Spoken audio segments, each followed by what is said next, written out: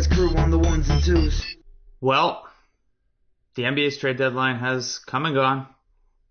The Toronto Raptors made no moves. Some people are very, very upset about this. Some people are being more reasonable. I understand both sides to a degree. We're going to get into that because luckily on this podcast we have one person who is very, very upset about it and one person who's being reasonable about it. Wow. I'm your host, Blake Murphy. This is the Raptors Weekly Extra Podcast. Joining me as always is a very mad, a very nude, a very online William Liu. Will, what's going on, buddy? I'm nude and online. Wow. You're mad and nude and online. I assure everybody on the podcast I'm fully clothed. I'm not. Yeah, but you just got that lift in. You probably got the t-shirt all sweaty and matted to you. It's like bursting at the chest. I know, like my emotions. Yeah, I've got these pectoral muscles now. No, hard on your sleeves, stretched out because your biceps are so large. They can't contain. 2 podcasts in a row we're talking about biceps. Yeah, that's true. Weird. They can't contain the hot takes that I'm about to spit on this podcast. Now, okay, so yeah, let's start there. The Toronto Raptors didn't do anything. Yep. They were rumored to be shopping Patrick Patterson and the Knicks pick for a power forward upgrade right up until the deadline. Nothing got done. You know, we talked the other day. We outlined all the candidates. We kind of went over them. They were all a little uninspiring, other than maybe Al Horford, who it turns out maybe wasn't on the market all that much. But let's just start with the basic. The Toronto Raptors did not make a move at the trade deadline. You are very upset about this. I'm going to let you off your leash for just a moment here. I might have to call timeout, but go ahead. I just want to clarify that I'm not of the opinion that the Raptors should force a trade or anything like that. The Raptors are not nearly desperate enough to be in a position where they need to go all in like something like the Cavs did. Burn that straw man to the ground. Yeah, that thing is no one realistic is saying that. But there is a related counter to the they should have made a deal crowd that's not the same as that, but it's close to it in, what was the deal to make then. But we'll get into that. Exactly, yeah. It takes two people. It takes two teams to make a trade. Yeah. So they didn't make a deal. You're a little upset about this. Tell us why. It's just it's this. My biggest concern with the Raptors in the playoffs is sort of twofold. One, I think that the power forward position is really going to hurt the Raptors, or not even necessarily just power forward, but just the front court position in general. Because I've said it in this pod, I've tweeted about it, but I'm worried that teams are going to do to the Raptors what they have done in the past, which is double the guards, pressure the guards up top, and you need a guy who can attack off of that. And so far, the Raptors have done a decent job in the regular season with that, but once they're scouted, everyone knows their offense isn't actually that sophisticated, which is not to say that it is simplistic, because it's obviously been very effective for 3 seasons running now, and it's gone more and more sophisticated as the years gone on. Regardless, there's not a front court player, and I thought that, my hope was that the Raptors could acquire one at the trade deadline. Turns out there wasn't the right deal. It sucks. And the second part is I'm a little bit worried about the floor of this team. I don't think any trade, barring a Horford trade, would have changed the ceiling of this team in terms of the Raptors are not going to beat the Cavaliers in a playoff series. Going for someone like Ryan Anderson wouldn't have changed that. Going for Al Horford might not even have changed that. Most likely would not have. And even if they do beat the Cavs, they're not beating the Warriors. So it's not like this is their shot, right? Which, to be clear, making the conference finals is still the best season in franchise history. Of course. It just, I was going to lay this out as, let's do it as an exercise anyway. How would you have ranked the Raptors among Eastern Conference teams before the trade deadline? Oh, I think they're the second best team in the conference. So they were the second best team before the deadline. And they're the second best team now. Yep. How would you have ranked them even if they landed Al Horford? Yeah, they're still the second best team. Right. So they're ceiling, the people who want, it's almost a weird, there are conflicting but feelings going on where everyone wanted them to go all in for it. But the all in move was only raising their floor, not necessarily their ceiling. It would give them a higher percentage shot against the Cavaliers, a better chance of getting to that conference final, and a better chance of, if the Cavs suffered an injury or something like that, taking advantage. But in terms of where this team ranks in the East, there wasn't a move on the table that was going to change that. So continue about the floor. Right, but the floor I think is important. It is. And the thing is, after two straight first round bounces, it's hard to feel entirely secure about this team, especially since the core makeup of the team is still fundamentally the same. You still have the same three principal characters: Lowry, Valanciunas, DeRozan, and obviously those three players have all actually gotten better, but still, there's still that fear. And I think that if the Raptors were to catch a bad matchup, say Detroit, I feel like with their moves, I'm actually a little bit afraid of Detroit now. I'm not. Maybe that's still Donatas reasonable. Motiejunas, we don't like. What is Donatas Motiejunas going to play? One game in a 7-game series? Yeah, I mean now the biggest problem was the bench, right? So I'm actually kind of confident that the Detroit Pistons could figure out their bench Steve Blake scoring. is going to play 15-20 minutes a game for them. They'll pick up another guard. Who? DJ Augustine. DJ Augustine got traded. He's not going anywhere. That's true. Yeah, he's going to. Who knows? If he really forced his way out, he probably could. Actually, is he on a multi-year deal? No, I think he's on the last season. Okay, so I mean he's on the Nuggets. He might want to leave and go to a contender, regardless. Yeah, or like Chicago. Look, realistically, I think I'd pick the Raptors over these teams confidently. Not confident. I would rationally pick the Raptors over these teams, but there's a chance, man. There's a chance. I picked the Raptors over the Nets. I picked the Raptors over the Wizards, and both of those didn't work out. Even though the Raptors on paper were the better team, it's just there's a lot of downside if the Raptors lose in the first round of the playoffs. Again, you have to have some very, very serious, awkward questions to ask about this roster. So sure. And we'll get into those questions because a lot of people are asking them. Yeah. I think you are overstating the quality of the changes at the bottom of the East. I think Detroit's a little bit better. They still have to make the playoffs. Also, Tobias Harris is a nice prospect, but he's not great yet. Like that's a good deal. But in terms of what the Raptors do well and don't do well, Ersan Ilyasova is probably a tougher matchup for the Raptors. Tobias Harris doesn't shoot threes that well and doesn't pull defenders out that much. He can do more things from a face-up standpoint, but the Raptors are better equipped for that. Charlotte is better, but getting Courtney Lee to upgrade the PJ Harrison spot kind of cancels out with losing Michael Kidd-Gilchrist. They're probably still worse off than they were a week ago. The Bulls got worse. The Miami Heat got worse, and Chris Bosh might not come back. The Atlanta Hawks got worse. The Indiana Pacers stood pat, and I think that was a mistake because I don't think the Pacers are that good. Yeah. The Boston Celtics did not improve, which was, the Raptors didn't get Al Horford. The Boston Celtics also did not get Al Horford. The Washington Wizards improved, getting Markieff Morris. That's a risk I really liked for them. The Raptors, we've talked a lot about this risk. That was almost all downside for the Raptors because if it didn't work out, it stood to sink them. And if it worked out, their ceiling wasn't raised significantly in terms of big picture. For the Wizards, with their backs against the wall, I thought the Wizards should have been sellers. I would have loved to get my filthy little paws on Jared Dudley. He could have been a regular guest on this podcast. He could have replaced you. Definitely. He could have replaced me. So the Wizards are better off, but they're also 3 games out of a playoff spot. They get Allen Anderson back too, which, whatever. But who knows when Bradley Beal's going to get hurt again. The front court is not terrific. So I don't know. You look at all these teams. Those are the teams that the Raptors could realistically face in the first or second round. And the Raptors didn't get any better. But, I'm not saying DeMarre Carroll is an acquisition because that's a silly spin to put on things. Mm-hmm. But comparing where the Raptors were at the All-Star break to where they might be in the first round of the playoffs, if DeMarre Carroll's back healthy and 100%, the Raptors might be better comparatively than any of the other teams in the East. Yeah, I think I'm factoring in DeMarre Carroll when I sort of talk about this team. I think he will come back healthy, and that goes into my evaluations in terms of how I think they'll play in the playoffs. That's also a point about the front court issues because I think in the playoffs, Luis Scola's role is minimized quite a bit. I think, one thing we could talk about, we've talked about it a ton though, Patrick Patterson needs to start now. This is getting ridiculous. In place of Luis Scola. Like failing making that move, that makes more sense for all of the front court pairings and rotations. It makes sense for the first unit, second unit. It makes sense for offense. It makes sense for defense.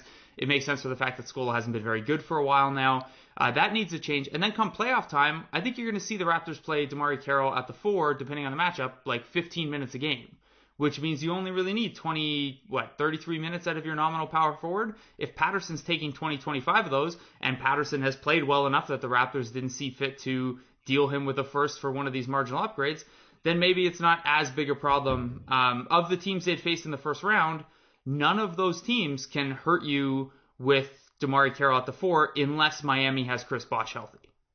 Yeah, that's true. No, I agree with that analysis. I mean, I think it still needs to be, it still remains to be seen if DeMarre Carroll is actually going to be deployed in this way. We saw a little bit to start the season. Carroll was the power forward in closing time matchups, but also at the time, Patterson was playing really poorly. Now, I'm not even sure if that necessarily is their best look. So, and if it's not, then you have a ton of shooting on the floor because you have Carroll out there with Patterson instead of out there with, a James Johnson or, even those Corey Joseph looks. Corey Joseph's great, but he's not a shooter. I think the Raptors are best served with the 2-guard, 2-wing, and a big look. I agree. I think when Carroll's healthy, that's going to be, I think, either Lowry, Joseph, DeRozan, Carroll, and a big, or Lowry, Ross, DeRozan, Carroll, and a big. Those are going to be their 2 best lineups, I think. I'm getting way ahead. I'm thinking real funky with Patterson as a center sometimes. But yeah, well, I mean, at that point, then you're really jeopardizing rebounding because Patterson's not even a good rebounder for power forward. We're talking like a minute or 2 at a time based on the matchup. True. That's just me getting ahead of myself. Yeah, I mean, look, the point that you make is good because when DeMarre Carroll comes back to this team, suddenly not only does this team get deeper and you kick someone like Norman Powell or James Johnson out of the rotation, you also have more options, like you said, right? There's more flexibility, and you can sort of alleviate some of the problems that are there with power forward. But we have to see that happen, I think, first, and I think it'll be a big storyline to watch once DeMarre Carroll comes back. How is he used? And then if he's used in these sort of small ball type lineups where he plays power forward, we got to see how effective he can be in that because there isn't that a huge of a sample size when it comes to Carroll at 4. And there are still some matchups outside of the first round where that might be a problem. The Cavs, it would be a huge issue. Upgrading the pick and roll defense at the 4 was a concern mostly if you wanted to take a shot at the Cavs because the Raptors are ill-equipped for that matchup, especially when the Cavs go Tristan and Love. Sell the farm for Channing Frye, give up a first-round pick to swap Varejao out for Channing Frye, but Channing Frye's not going to play. Yeah, why do they do that? I mean, I get that they need a wing. It saves them money, which is not insignificant. It saves them money this year, next year, and then Frye's on the books a year longer. But they gave up a first-round pick to do it. They could have saved that money by not giving Anderson Varejao that contract, which looked like a bad contract at the time, and then immediately became a bad contract. Yes. Yeah. So that would be a problem. Boston can go a little stretchy with their bigs. Atlanta, obviously, with Horford and Millsap. When they're at the 4-5. But those are, Atlanta could slide, I guess. But those are probably second-round considerations. And even so, I think the Raptors are in a good place in terms of versatility and matchup versatility. That's one of the reasons that, a lot of people are decrying today that we saw last year the Raptors collapsed and they didn't do anything at the deadline. It's a completely different team and a completely different season. Sure. This is a team that's winning on both ends of the floor. It's a team that's not winning strictly by getting fouled. They are a perimeter ball handler oriented offense, but they move the ball a little bit more this year. When DeMarre Carroll's back, they have an element of shooting and cutting that maybe they didn't have before. More importantly, they can win at the defensive end. Also, their 9-man rotation is quite good. It's pretty versatile lineup-wise when Carroll's going. And the improvements of Terrence Ross and Patrick Patterson, obviously, you have to believe in those to believe what I'm saying. I'm mostly a believer in them. I can't believe I'm saying this about Terrence Ross. That's it. I can't believe Terrence Ross's contract is going to look okay this summer. It's going to look good this summer, man. The RFA market's going to be so weird. Ben McLemore might get that money. Yeah. And Ben McLemore sucks. Yeah. Yeah. He's mackling as little as possible, and he still might get that money. Yeah. Okay, so obviously people wanted the Raptors to make a big move because it's fun. It's more fun that way too. Well, it's fun, and also this is the window. If they probably have a better than 50% chance to get to the conference finals right now. It's not 100% certainly, but I don't know about that. Better than 50% chance to make it to the conference finals? I guess that's not true. That would mean there's a 75% chance in each series of the first 2 rounds. Yeah. Okay, they're not a 50% chance. Say it's 50-50 though. Like say to round evenly, it's 50-50. Sure. You want to maximize that percentage. Yeah. And I get that. And by upgrading at the power forward position or adding another versatile depth piece like a PJ Tucker, you could have increased your percentage slightly in each of the first 2-round series, which would have increased your probability of getting to the third round. I get that. Mm-hmm. My question for you is, if what we're putting together is accurate, that Ryan Anderson was going to cost you Patrick Patterson in a first, Thad Young was going to cost you Patrick Patterson, DeLon Wright, and the Knicks first, PJ Tucker was going to cost you, say, James Johnson and a first. Do you think there's a deal that the Raptors may have been offered that they left on the table? Well, I mean, it's so hard to speculate on these things. First of all, the Raptors don't leak, and second of all, I have no inside information at all on the Raptors. So okay, but the 3 deals that I laid out, do you think passing on either of those? Oh yeah, I would pass on all 3 of those. I mean, the one with PJ Tucker, I guess would depend a little bit on what that pick is. If we're talking like the 2017 Clippers pick that's lottery protected, then yeah, sure, I would probably part for that one, but just to get a little bit more stable defense. But then at the same time, is Tucker necessarily an upgrade on James Johnson? I mean, kind of. It's not necessarily worth the price. You're paying a kind of a steep price just to upgrade marginally. You're basically getting James Johnson, a 3-point shot that isn't that great. And James Johnson, to his credit, has hit a lot of his 3-point shots recently. He's hit 40% of his threes. Super weird. He went down hurt. Yeah. As a starter in DeMar Carroll's place. Super small sample, but he was averaging over 2 attempts per 36, which is not nothing. Yeah, which is it's not like PJ Tucker's just knockdown shooter. And he's back. This is good. This is good for the Raptors' depth. Yeah. You want to talk about your deadline acquisition? Oh, James boy. Johnson is back. Woo. Yeah. So no, those 3 deals that you outlined, no, it seems ridiculous. By the way, do you suspect that the Nets just had nobody there? NBA TV had a live feed. Bobby Marks was hired at noon. Yeah, Sean Marks, not Bobby. Oh yeah, their former guy, Bobby Marks, who's now with the Vertical. My bad. He's in one of my TweetDeck columns right now, which is. You're still waiting for that last deadline trade to leak through. Dude, I sat on at 2:30. I started writing my Raptors didn't make a move column, and I sat there and I was like 3:15. I'll publish it because that's when Masai Ujiri was meeting with the media, and then the last trade came down. I was like, you know what, 3:30. I'll publish it just in case.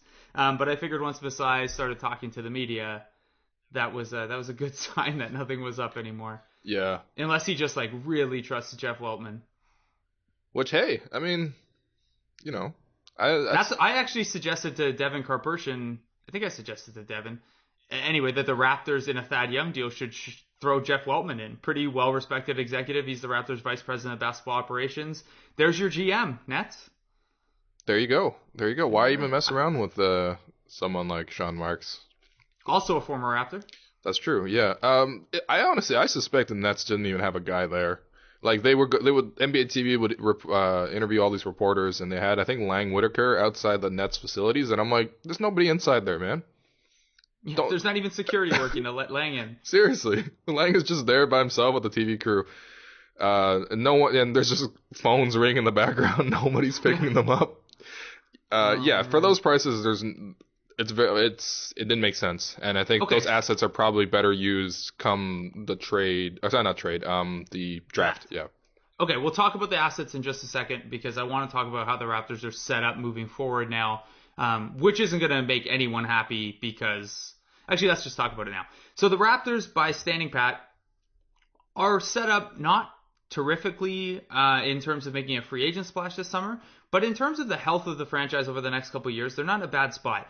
That Knicks pick is going to have just as much value, if not more, at the draft than it did today.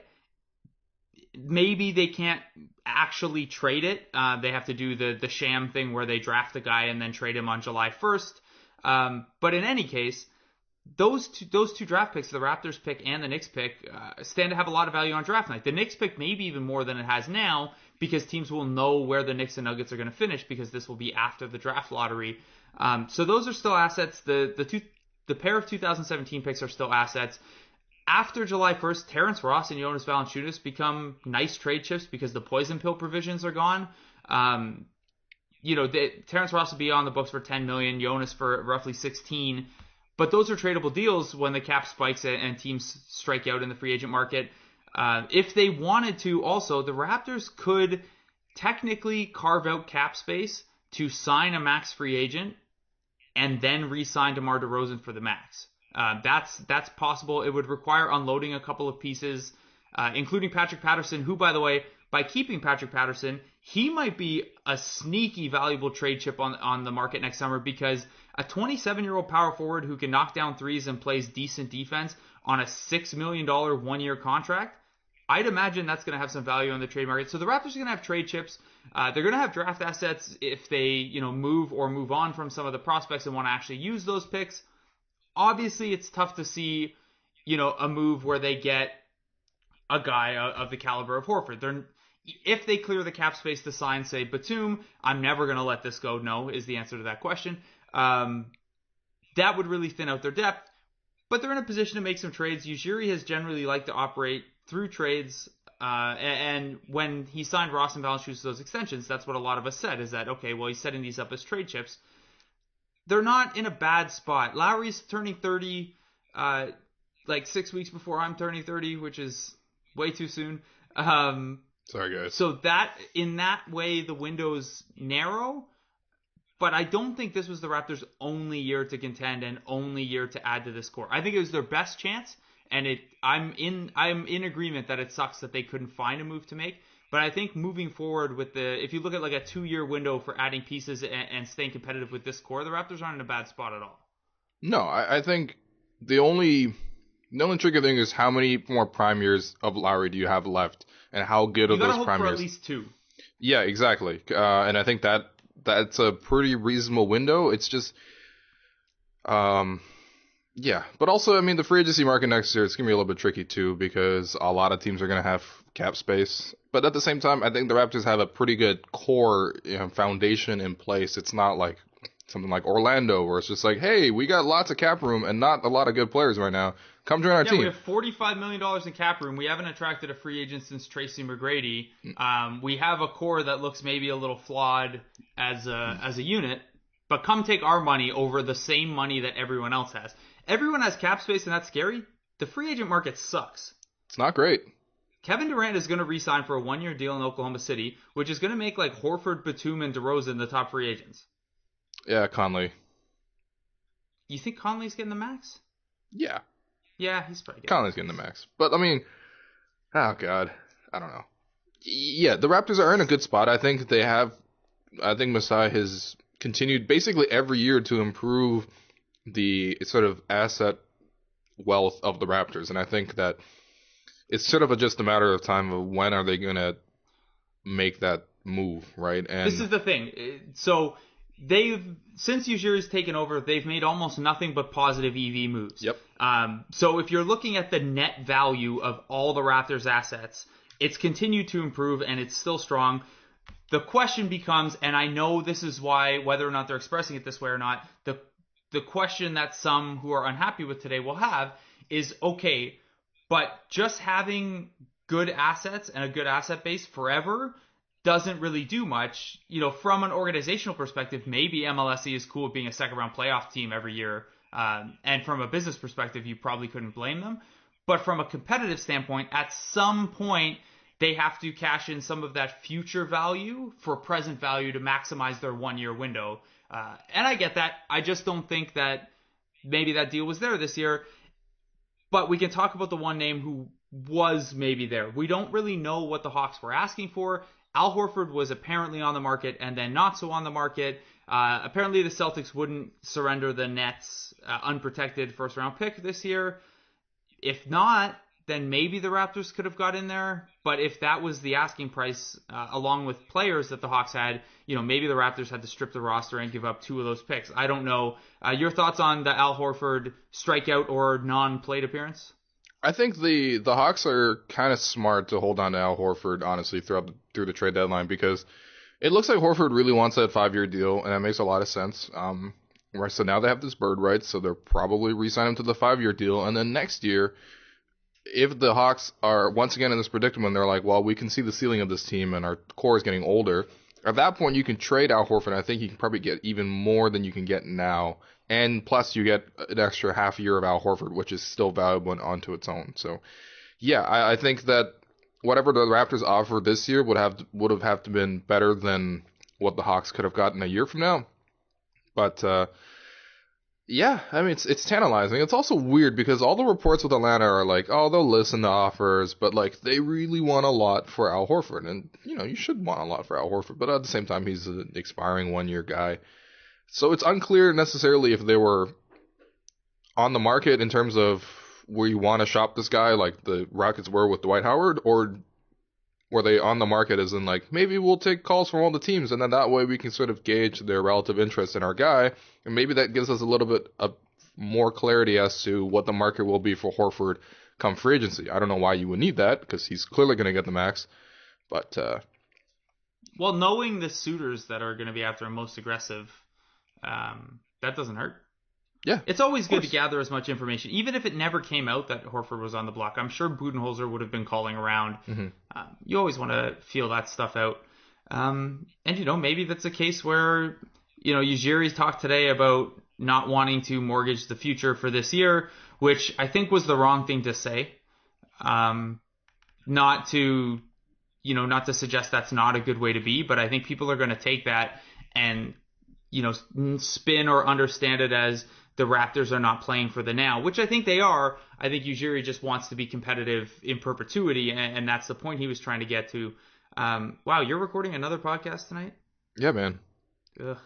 I'm just like a league-wide one after this. That no one podcasts in LA. That no one will listen to. Just kidding, guys. Just kidding. Lots of people, 100, listen to our podcast. Speaking of people who listen to the podcast, we have a lot of questions from people. Most of them are the exact same question, but we'll get to them. Cool. Do you have any more thoughts on the deadline and the Raptors' performance at the deadline before we move ahead? Sorry, what's that? Do you just have any more thoughts to get off your chest before we move ahead to reader questions? No, not really. I just think that everyone's a little bit antsy and frustrated because I think everyone is a little bit insecure about the Raptors because no matter, and I think this is something that we said before the season, it's just no matter how good the Raptors look during the regular season, it's with this team, it's like a prove it to me in the playoffs thing. And I think that everyone would have just liked a little bit more assurance, even if it only bumps up the floor rather than the ceiling. So, yeah. People are upset. Another defensive power forward would have been nice. Very nice. All right, questions. It's not the only way to improve the roster, though. And we have some questions about this. A lot of people asking about potential buyout targets for the Raptors. Generally, February 18th to March 1st, or sorry, whatever the trade deadline is until March 1st, is the NBA's buyout season. If a player is off of an NBA roster and clears waivers by March 1st, he's playoff eligible for his new team. He can't go back to a team that he just played for one full calendar year, so you can't see a situation where, say, Anderson Varejao gets waived by the Portland Trailblazers and lands back on Cleveland. You got to give it 1 year, which means no David Lee for the Warriors. Not that he would make any sense there anyway. There are some buyout candidates. The Raptors would need to clear a roster spot. I've been banging the drum for weeks that their best post-deadline way of improving the roster would be to cut Anthony Bennett. I really wanted Anthony Bennett to be successful this year. As a reclamation project, I thought it was a reasonable flyer at the minimum. The Raptors admitted at the start it was a longer-term project. It wasn't a one-year project. He's shown little enough this season. There are no, and that's at the NBA level and the D-League level, in admittedly small samples, but he hasn't played particularly well. There's still a lot of work to be done in his game. He doesn't have any years on his contract after this year. It would have been nice to get a non-guaranteed year or two to make it more, to justify more keeping him on the roster. He doesn't have any bird rights, so waiving him doesn't really cost you much in terms of cap maneuverability. I think the move from here is to cut Anthony Bennett. He's going to clear waivers, so you make him an in-season D-League affiliate so he can continue his development under the Raptors organization's umbrella with the Raptors 905, where he's already spent some time. He can stay, tangentially in the organization's plans. You see where he's at next year if he's still playing basketball. I think that's a move that needs to be made. I'm okay with the Raptors standing pat, but this roster is a little thin. Bruno is not going to play. DeLon Wright is not trusted by Dwayne Casey and might not be ready for big action. Lucas Nogueira, as far as third centers go, is probably fine. I think he's shown enough that if he was forced into minutes, he'd be okay. Norman Powell, tough fit lineup-wise, but has shown enough defensively. Anthony Bennett's the guy that's got to come off so you can add an 11th or a 12th guy, preferably a veteran, that Dwayne Casey's trusts and maybe has a use in specific matchups. We were asked about some specific guys. I'll throw it to you. Do you think they should cut Bennett to create that spot? And are there any names that stick out to you, rumored or otherwise, as potential candidates? Well, part one, yes, definitely. If you're gonna stamp out of the deadline, then you got to take this risk that Anthony Bennett might get picked up by some other team, which is not much of a risk at all. Bring him into your D-League affiliate. If he does, good for him. Yeah, exactly. And then, use that spot to pick up some guy. Because if the Raptors are going to pretend to be a contender, or not pretend, but if the Raptors are going to act like a contender, then they really do need to act like one and pick one up. So, in terms of guys that are buyout candidates, I don't know, man. You like Kevin Martin? Nope. All right. I don't think offense is a problem. I don't think play at the 1 and 2 is a problem. True. He is abhorrent defensively. Mm-hmm. Are you looking at Jakar Sampson? Yeah, baby. Woo! Yeah, that's not the move. That's the 905, though, if he enters that D-League player pool. The brand new Jakar. No, I don't like Kevin Martin.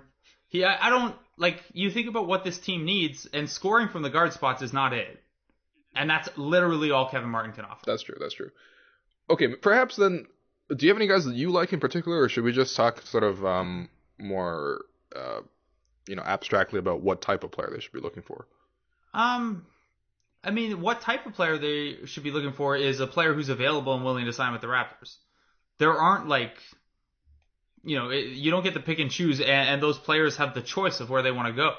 That's true. And look, the Raptors probably aren't at the top of the list. I mean, let's say someone like Joe Johnson gets bought out, which apparently... Oh, the dream. Apparently Joe Johnson wants to re-sign with the Nets, which would be hilarious. But sure. Do you? Yeah, whatever, Joe Johnson. If he gets bought out, like a team like Cleveland... Maybe he's got a nice loft. Probably. I think that's probably it. He's like, look, just got my kitchen redone. All right, I'm not moving. I'm like 50 years old. I don't want to... This is my retirement loft. Yeah, exactly. That'd be the dream. But yeah, he's going to Cleveland if he gets bought out. And it doesn't sound like he's getting bought out. Yeah, so then you got like David Lee, J.J. Hickson, Andrea Bargnani, who we jokingly talked about. That one's... Stretch 5, baby. That's a stretch 5 we need. Okay, so J.J. Hickson... Oh, God. Again, it's not something you need. He's a combo big man who can rebound a little bit. He is awful defensively. Yep. You think Luis Scola and Jonas Valanciunas are bad? You see J.J. Hickson out there not trying. No thanks on Hickson. David Lee, he's bad defensively. He at least adds an element offensively that the Raptors don't have. He's similar to Scola on offense, but he can pass a little bit off the bounce, which would open things up in the pick and pop game, in the pick and roll game. I don't know if he would sign with the Raptors. And again, he doesn't fill the hole that the Raptors have with the need for another defensive forward. But, if all else fails, he certainly wouldn't be a bad depth addition. He wouldn't play that much, I don't think. Who else is out there? Steve Novak? Nope. Steve Novak, you don't want that shooting? Nope. You don't want that guy who's hit, 24 threes over the last 2 years, but still has a reputation as a stretch 5 because he's been paid for one? Yeah, hard pass on that one. He's going to sign somewhere, though, and he's going to hit 1-3 in the playoffs, and it's going to be a big one. Apparently Roy Hibbert might be bought out. Yeah. You have an interest in Hibbert? I mean, yeah. You're going to roll with 4 centers, none of whom can play together? Yes, yeah. Hibbert fits the scheme. He's probably the best one out of the possible buyout candidates. He's probably just on the overall the best player, but yeah, it doesn't really fit a need. And then you're but then maybe you're cutting Bebe instead, but then you're eating money. I think if that was in the plans at all, they would have tried to ship Bebe out for a future pick today. Yeah. So I don't know. Who else? Let's say I'm not gonna shout out the commenters who asked because there are a bunch asking the same kind of questions. Yeah, thanks for asking the questions. It's just it will be redundant to just shout out every name. Yeah. So apologies if you asked someone specific and we don't mention you. Andy Varejao is someone who got asked. I think it's a similar thing to Roy Hibbert, except Varejao's not as good. This team just doesn't really need a center. They have a good offensive center who starts, who's okay defensively. They have a really good change of pace defensive center as a backup. And then they have a third string center who's still intriguing enough and has shown enough that I think they're fine at the center spot. I think the 3 and the 4 are where you're looking to add. Yeah, so... Specifically the 4, but a 3 if, if one pops up. Yeah, basically, this is my sort of idea for a guy, like a Luke Richard Mbah-a-Moute, who obviously is on the Clippers and is probably not going to get bought out. He's not going anywhere. Yeah, so like that profile of player. Like obviously when you're going bargain hunting like this, you're going to have to accept a lot of flaws with this, They with only this have to have one fewer flaw than Anthony Bennett. Yeah, which is not necessarily that hard when it comes right down to it. I mean, you're looking for either a sort of a defensive four-ish who can also kind of slide to three a little bit, like PJ Tucker without the three-pointer and without as much defensive ability. Yeah, you'd like someone who could shoot too, but you can't check off all these boxes. Yeah, I'd be okay with either like a David Lee, who actually I think would be great, just in case. Although I really don't see a reason why you would use David Lee over someone like Luis Scola, but regardless, I don't know, maybe there's foul trouble. And then, man, look, if you're using a 15th man, like if you're using this guy, whoever you're picking up, it's a problem. All right, have you ever seen the Clippers in the playoffs go to Glenn Davis? This is like that. All right, the Raptors bench is much better than the Clippers benches have been, but none of these guys will realistically make much of an impact. You know what the Raptors should have done? Yeah. Flipped one of those first for Bobby Covington. Bobby Covington, yeah. Well, he's got that mad cheap deal. Yeah, which I'm sure the Sixers would take a first-round pick over that deal. He's been so up and down, though. He started the season all injured and stuff. And now, I don't know, he's coming in and out. I've dropped him on my fantasy team. Oh, well then. Jeez, I held on to him for like the whole season, and he's been kind of bad. Maybe Nick Young gets bought out. Oh God, yo, Nick Young thought yesterday was the trade deadline. Nick Young doesn't know what's going on, man. There aren't a lot of forwards that look likely to be bought out. Although you never know, right? Like some guys, you're generally looking at only the teams that are out of the race and might need to save a little bit of money and don't have the need for the veteran presence part of it. But maybe another team wants the clear spot and someone we don't see getting bought out gets bought out. Or maybe there's some other issue that leads to a guy getting bought out. There is also the option of, cutting Bennett and until March 1st, playing the 10-day contract roulette and seeing what you have in several D-League options. That's something the Clippers are doing. That's something the Jazz have used a lot of. That's something the Suns leverage pretty well. And a bunch of other teams do it too. And the Raptors have two intriguing guys with Raptors 905. Now, to be clear, the reason you're cutting Bennett and adding a buyout is not necessarily for upside. It's to add a more utility from that roster spot for the rest of the way. So in that sense, neither of the D-League options are necessarily slam dunks. Ronald Roberts is a combo big man. He's an undersized 5 or a properly sized 4 who rebounds the hell out of the ball and plays pretty decent defense. He'd slot in as the third power forward exactly like Anthony Bennett was. Probably not play a lot, but I think he'd do more with those minutes. Axel Tupon's the other name. He can guard 2s and 3s and is starting to guard 4s. He's insanely long and strong in the lower half, and his offensive game has come along leaps and bounds this season. He's taken major strides. I'm not sure he's quite NBA ready yet, but he's a guy the Raptors would be at risk of losing in the offseason, I think. I mentioned these guys because we were asked about them. And earlier in the year, I was of the mind that Bennett should probably get cut for Ronald Roberts. I think in this case, the Raptors would probably wait out the buyout period before committing to either of those guys beyond a 10-day contract. But they're there as potential options too. Another name that I'm probably crazy for looking at this. And no, I'm not going to say Dante Jones, which he's down there. Sure. He's a veteran who can guard some guys. This is maybe more of an off-season play, but if the Raptors are really committed to developing a combo forward who's Canadian, Melvin Ejim is way better than Anthony Bennett. Significantly better than Anthony Bennett. And a better fit for what the Raptors would technically need out of this 15th spot. And he's just out there. And he's just there? Yeah. But again, D-League guys are kind of after March 1st. If no veteran buyout has presented itself, maybe you look their way. I appreciate people asking about Roberts and other D-Leaguers. But I think the Raptors wait the 2 weeks and make sure a veteran who Casey will trust a little more and has a little bit more of a track record materializes first. Let me ask you this. Lou Amundsen. Anything? Does he play still for the Knicks? Yeah, well, I mean, he might get bought out. Who knows? I don't know. The Knicks love Lou Amundsen. Yeah. God damn it, man. What am I doing? Pining over Lou Amundsen, who's like a horrible version of Tyler Hansbrough? Oh, God. Man, there's Greg Smith down at the 905 too. If you want another, not another retread big man. Okay, let's look at some of the other questions. Anything else on the bio front? You're in on David Lee? Yeah, I think I'd be in on David Lee. Also, I mean, Chase Budinger probably might get bought out. I don't know. He wanted him and his agent wanted a trade because they're not getting they're not getting any time at all. But can Chase D the 4? He can't. No, not really. But I mean, like a shooter, extra shooter. I mean, that's not that bad. You could play him like in those kind of seamless wing lineups where you have multiple wings out there, I guess. Yeah. He'd be fine. He's certainly better than Anthony Bennett. He's also a guy where, like, if the Raptors are down 2 with, like, 2 seconds left, they're inbounding the ball in their opponent's half, you can put him on the floor, and someone will respect his shot. Or if he somehow gets the ball, I can at least trust that he can hit a 3. He can also guard the inbound because he's got those volleyball hops. Sure. Let's do it. Just spike that shit right back out. Yeah. All right. Anything else on the bio front before we answer more questions? No, I think I'm good. Okay. I tweeted out. What did I tweet out?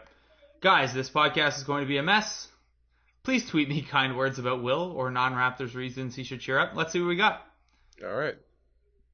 Harsh says, tell him the defeated pod is going to be a juggernaut. Listen to the defeated pod, first of all. To which I say, Harsh, Will's been hurt enough. Let's not lie to him.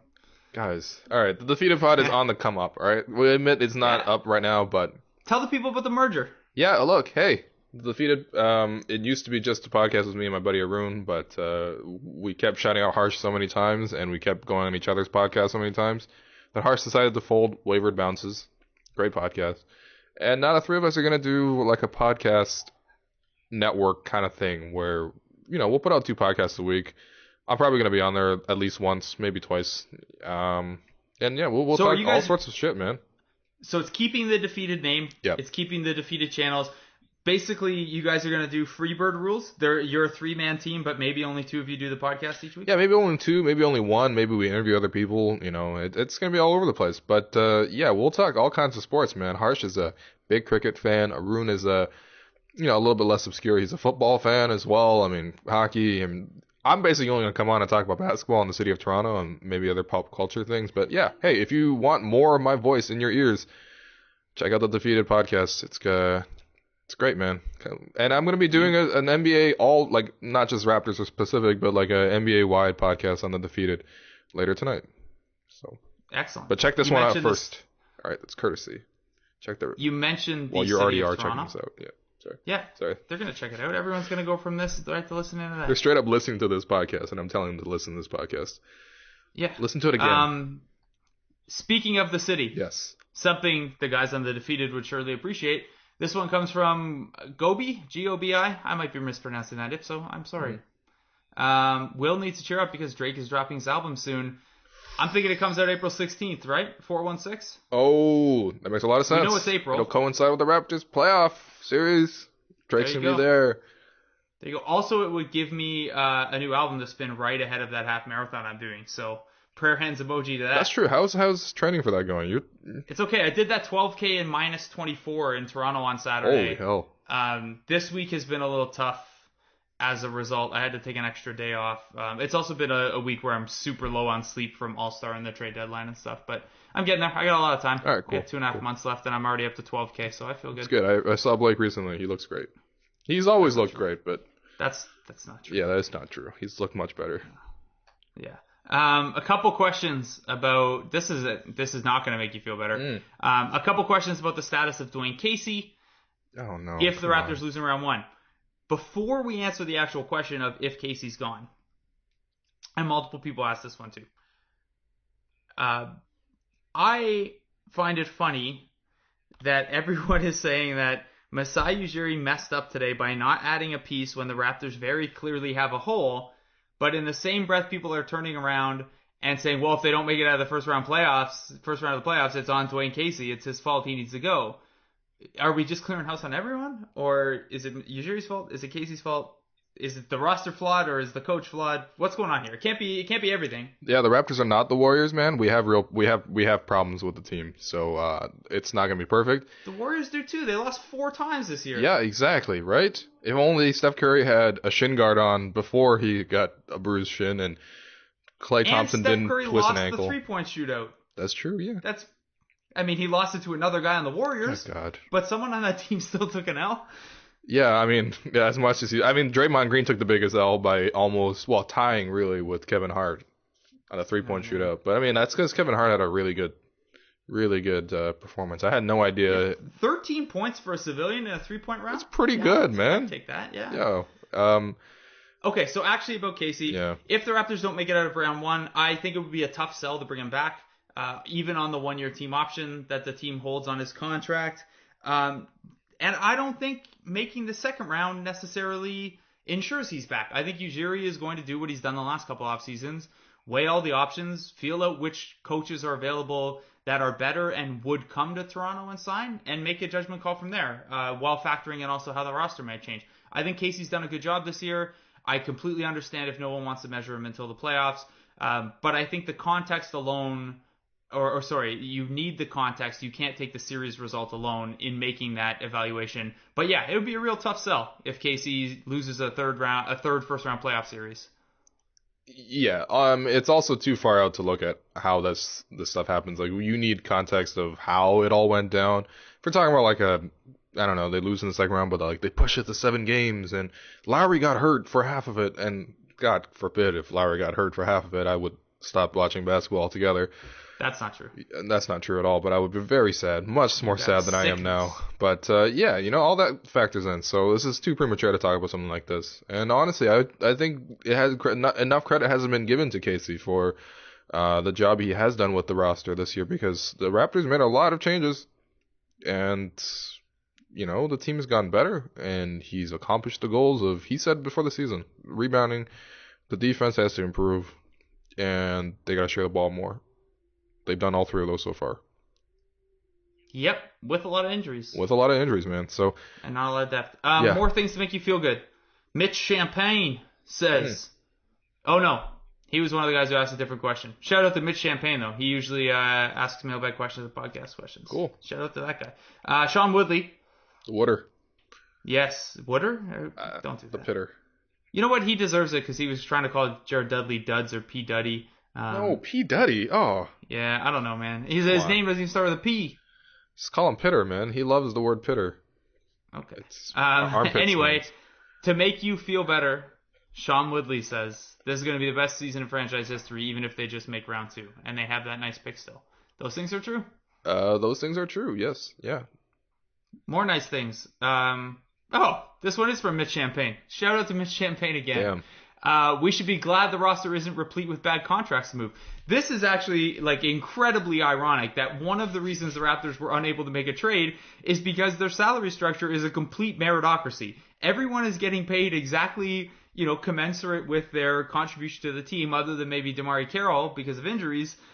And so when you're trying to factor in a trade and matching salaries, well, everyone's getting paid what they're worth. So it's tough to just, you don't have a Lance Stevenson to send out to bring a guy in. You don't have an Anderson Varejao. You don't have a Landry Fields or a Chuck Hayes or, I don't know, Gravis Vasquez even. Yo, Landry Fields can guard some force. Buddy, let's get Landry back, all right? Dude, I've been trying to track that guy down all offseason to talk to him and see what he's up to and how he's doing and stuff for an article, and nothing. Landry Fields, on the odd chance you're listening to this. 1, seek help if you're listening to this as a former NBA player. 2, holla at me. John Goddess says, tell him to do 10 things he saw when looking into the void. You should probably do that for WilliamLouMBA.wordpress.com. I do a lot of 10 things observations. Yeah. I might write something about the Raptors maybe over the weekend or something like that. But yeah. Yeah. Okay. There's something to say about the Raptors for sure. That's why I'm here. Raps fan 1237 sends a picture of Aaron Gordon with both legs over that mascot and says, this always cheers me up. I wish he had a less goofy face. I guess it's asking for a lot, but just it's an expression, not his face in general. I think he's actually a pretty handsome guy, all things considered. I mean, his arms in that photo. Not to bring everything back to arms all the time. Dude, DeMar Carroll in that photo, still sitting down somehow. Yeah. The guy's sitting in midair, and DeMar Carroll's like, I'm gonna chill for a sec. Yeah, well, he doesn't want to hurt his knee. How did DeMar Carroll get in the front row, by the way? I didn't know he had it like that. He was front row of all the scrums, too, with that TSN microphone. Wow, okay. Oh. Okay. I don't understand this question. I'm skipping this one. Novak, Parisio. Oh, here's a good one to make you feel better. Now the Raps can sign a rejuvenated Michael Beasley for the playoff push. Let's go. Hell yes. 63 points, 19 rebounds, and like 13 assists in the Chinese All-Star game. I'm all in for Michael Beasley. Regardless, yes, super cool bees. Oh my god. That'd be hilarious. We have a question about the possible risk reward of overspending now versus using those assets in the summer. I think we kind of covered that, right? Yeah. That's what this whole podcast, that's what half the podcast was about. Yeah. Someone, Remco Rinkema says, first question, which bar do you guys hang out at regularly so I can buy you both a beer for the excellent work? Will, you're probably Firkin, right? Yeah, man, the Firkin on King, I'm there a lot because it's really close to where I work. And Poorhouse on Dupont. I go there a lot. That's near fun. where Rosensun's right next to it. Oh, yeah. The best brunches in the city. For sure. It's always packed, though. They got to expand that restaurant, man. It's fine, man. I was there last week. I was there on whatever day we recorded the podcast last week. Oh, shit. Okay.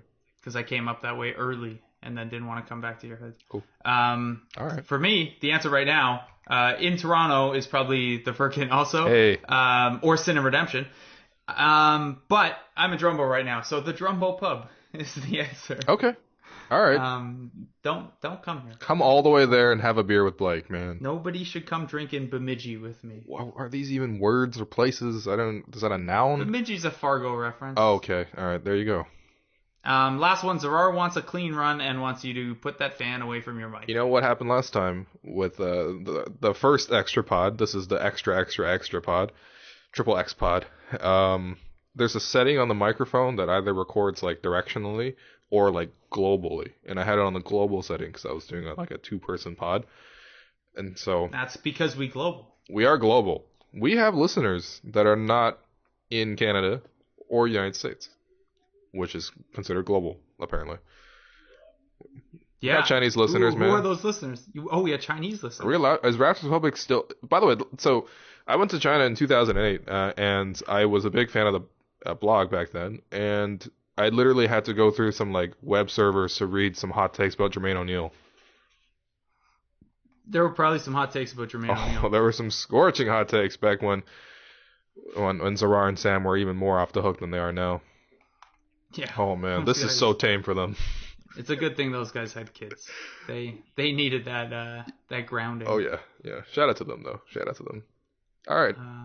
Okay, so that's it for questions. That is it for things to make you feel better. I thought we would get more things to make you feel better. I feel pretty good right now, actually. Yeah, you seem much better than I expected after that like 450 tweet rant. The Raptors are still pretty good. All right, they were pretty good, and they're going to continue to be pretty good. That's it. Yeah, and that's pretty much it. Like, we can double back to where we started. The Raptors entered the trade deadline the second best team in the East. None of the teams that could threaten for that mantle really improved. The Cleveland Cavaliers, who they're chasing, did not improve enough to change anything. Channing Frye over Anderson Varejao in that, if Varejau's played 310 minutes this year and Frye does the exact same things that Kevin Love does, only worse. Maybe a little better defensively, but I don't know. That's not going to factor in. If Channing Frye plays more than 10 minutes in any single playoff game, I'll be shocked. Yeah, it depends on the matchup. Although, actually, speaking of the matchup, if the Raptors do somehow end up Eastern Conference Finals, series with the Cavaliers, I could see them actually playing Frye at 5 and Love at 4, and the Raptors not being able to hurt them enough, and then just getting destroyed because there's literally 5 shooters and LeBron's on the court. Yeah, that would but I be mean, tough. look, the Raptors were always gonna get creamed by the Cavaliers, man. The only chance they really stood is if they got Al Horford or something like that, and I don't know. The Hawks were really good last year. They had Al Horford. They got swept in 4 games. Yeah, it happens. And the Raptors still have a small chance. They do. LeBron James is ostensibly made of human materials. Yeah, sometimes I doubt that. I mostly doubt it. Seriously, man, look at how healthy LeBron has been in his career. It's all those naps. Sure. I gotta sleep more. You gotta sleep more. You said Yeah. you mentioned in the mailbag you're sleeping like 6 hours a night. I mean, Yeah. it's not that little, but still, man. That feels like You're enough. like training for a marathon and shit. You gotta sleep more for sure. Half marathon. All right, fair enough. What else? Yeah, things are fine. Things are good. The Raptors are okay. They're gonna get DeMarre Carroll back. They got James Johnson back. They're gonna cut Anthony Bennett and they're gonna sign someone. Whether that's Ronald Roberts, whether that's a veteran buyout, I don't know. But I think that's gonna happen. Yeah. The only last thing is Sunday versus the Grizzlies is gonna be a hilarious time. Dude, the Grizzlies might just fight everyone every game. That's Like that is a hockey team. Yeah, effectively they've cobbled together all the Fraser McLarens and put them all in one spot, which the Leafs once did with that fourth line of theirs like 2 years ago. Yeah. Oh yeah, with Orr and McLaren. Yeah. Oh god, there's like one more guy. Oh, I don't. All right, I don't yeah, this is not a great about podcast. this. I don't want to think about this. Man, should the Grizzlies go after Michael Beasley? 100%. Make this thing even more crazy. You just have Pau Gasol and then like people running around doing weird stuff. Marc Gasol. Sorry. And Marc Gasol is not going to be doing much running at all Yeah. because he got that broken foot or sore foot or whatever it is, midfoot fracture or something like that. Yeah. Midfoot strain. Whatever it is, it's a 7-footer with a foot issue. That's a problem. That's not good. Not good at all. That is not good. The Bulls, we talk about them as a potential playoff scare. They got to make it. Without Kirk Heinrich. Without Jimmy Butler, without Kirk Heinrich, the greatest non-MJ, non-Pippen Chicago Bull of all time. He's like third in like franchise games played. I'm saying though. That's crazy, man. So the Bulls are only a game up on a playoff spot, and this is why I thought the Pau Gasol stuff was a little strange, because as much as they would like to balance things out a little bit and not risk losing Gasol for nothing, the Bulls desperately need offense, and Jimmy Butler's about to miss a month.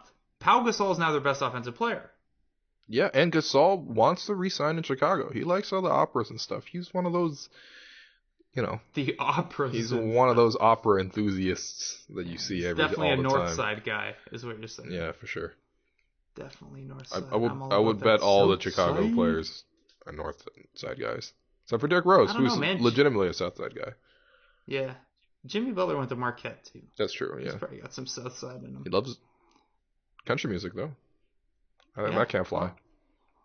That's true. Yeah. I'm disappointed he got out of singing Taylor Swift at the NBA All-Star practice on Saturday. He said he hadn't had his warm tea. All right, sure. So his vocal cords weren't ready. Also, his knees ain't ready. So, worry about the Bulls, but they got to worry about hanging on to a playoff spot. That's going to be really interesting to watch.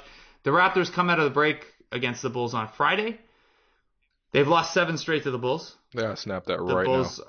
are missing Noah, Butler, Mirotic. It sounds like Taj Gibson's going to play. The Bulls are also in Cleveland on Thursday night, so the Bulls are going to come in a little tired. I like them picking up Justin Holiday, by the way, but losing Kirk Heinrich, man. Tom Thibodeau. I almost said Tim Thibodeau. That's a great name. That's Tom Thibodeau at the United Center in a fake mustache and glasses. Yelling ice. Tom Thibodeau must be shedding a tear, man. I imagine that he feels right now what Dwayne Casey felt like when John Salmons left. And I know that Tom Thibodeau's not coaching the Bulls anymore, but I bet they texted. Yo, low key, the Nets should be out there trying to get Kirk Heinrich right now, so they could attract Tom. Oh Thibodeau. yeah, 100%, man. Yeah, well, they would have needed a GM to do that, and now they have one. Sean, not Bobby Marks. Yeah, and just like the Sixers, if they really want Brian Colangelo back, go get Bargs, man. Come on. Someone's gonna get Bargs. Has Bargs? Bargs sounds like this disease. Somebody's gonna get Bargs. Has Andrea Bargnani played his last NBA game? Oh man. Didn't the Kings want to trade for him? Trade for him? Or to no, sign I him. think they were close to signing him. Last summer, yeah. They offered him 2 years, and he turned that down stupidly. He's got 2 years right now. He's got player option. He's got player option. Oh, I think it's a player option. He might get waived. Yeah. But you still get paid. So here's the facts. Andrea Bargnani is 30 years old. Yes. He's played in 46 games this year, which is more than I think anyone expected. It's the most he's played in a season since 2010, 2011. He's healthy again. Hey, that's a plus. He's not hitting threes, but he's shooting 45.5% from the floor, averaging 6.6 points in 13.8 minutes. He doesn't rebound much. Mm-hmm. He doesn't block shots at all anymore. But he can score a little bit. And he's 7 feet tall. And he's a former number 1 pick. Does he play another NBA game? Yes. The Kings get him. Okay. After he's cut from the Nets. I don't know who, but he's playing again. Please say the Nets. And I will go this far. Please let he it be the will Knicks. score 15 points in an NBA game again. Wow. He's going to be in some sort of tire fire, maybe even in Brooklyn this year, and he's going to score 15 points in a game. That's bold. It's very bold. Yeah, that's maybe even he has a 13-game stretch. Who knows? I guess it's not that bold. He scored 18 points on February 1st. Wasn't that a win That's against the not bold Bulls? at all. Against the Pistons. Okay, yeah. All right. Yeah. Okay, not that bold at all. But Bargnani's going to drop a 15-piece on someone. Wow. We're going to be remembering that game for sure when they... when it's against the Raptors and it knocks them into the 3 seed and out of home court in the second round. And oh, God. I'm kidding. Yeah, that's not going to happen. Okay, let's wrap it up there on Andrea Bargnani playing one more NBA game and dropping 15 points. As a reminder that even though the trade deadline didn't go the way you wanted it to, things could be way worse. Oh, so much worse. Things have been way worse. Things have often been way worse. Everything's okay right now. The Raptors are still in pretty good shape. Will, thanks a lot, buddy. You feel better? Hey, I feel a lot better. Yeah, thanks to everyone who sent in questions and nice sentiments. Nobody really sent anything nice. I thought you were going to get, like, compliments and stuff. Nah. Maybe I worded the tweet poorly. No, it's fine. You worded it exactly how you worded it, and people responded how they would respond regardless. Yeah. Some of them were nice. I appreciate that people even responded. It means true. I matter. I didn't even at you. I could have been any Will. That's true, yeah. I'm podcast famous. Yeah, that's true. You're on for this one because of this podcast. Any parting shots, buddy? Nah, man. Just check out the Defeated, guys. Check out the Defeated podcast. You can find it on iTunes. We're finally on iTunes. Thank you, Harsh. And whatever podcast you're using, man. Or find us on SoundCloud. Follow us on Twitter. We got all that kind of promotion stuff, you know. Check out our SeatGeek promotion. That's SeatGeek. It's the best app to. It's got this algorithm. No, we don't have a SeatGeek promotion, but this podcast should get a SeatGeek promotion. Hit us up, SeatGeek. Okay. There we go. So follow the Defeated. Follow William Liu at William_LOU. I'm Blake Murphy ODC on Twitter. This is the Raptors Republic Extra Podcast. If you've enjoyed it, if you enjoy the content we produce, and if you have the means to do so, you can head over to patreon.com/RaptorsRepublic and show us a little support with your wallet over there. Little cash considerations, you know. Help us with our salary cap situation as the market expands. There you go. You can send as much as $3 million. Just like in 3.3 million this year. Okay, there you go. If you really want to come correct with that change. All right, yeah, come correct with all 3.3 of that million, guys. Thank you.